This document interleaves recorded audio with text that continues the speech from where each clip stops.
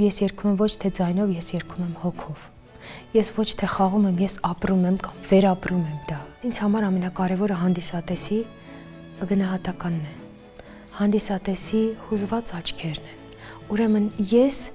դատարկ գործ չեմ արել։ Մի պահ եկավ, երբ այդ շրջագայություններից եւ բազում համերգներից շատ հոգնել էի եւ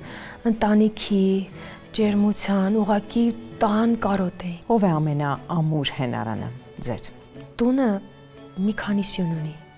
Երբ տուն ես կառուցում, մեկ սյան վրա չես կարող կառուցել։ Մեկ հենարանը շատ բավարար չէ։ Կինը չի կարող միշտ ուժեղ լինել։ Մենք սովորում ենք ուժեղ լինել, ասում են դու ուժեղ մարդ ես, ասում հոգնել եմ ուժեղ լինելուց։ Չեմ ուզում ուժեղ լինել։ Աստված մեզ կյանքի ընթացքում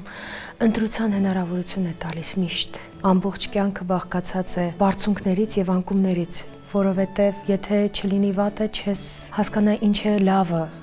որպեսզի գնահատես քո լավը, որպեսզի գնահատես այն մարդուն, որը կողքիդ է, որտեղ ի վերջո լինում են բայր, որ այդ մարդիկ հեռանում են մեզանից։ Ես այն եմ, ինչ կամ շատ են եղել փշոտ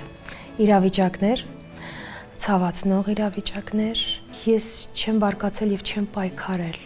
դրա դիմաց։ Հայ պերսոնայում այս անգամ հյուրընկալել եմ Ինգա Արշակյանին։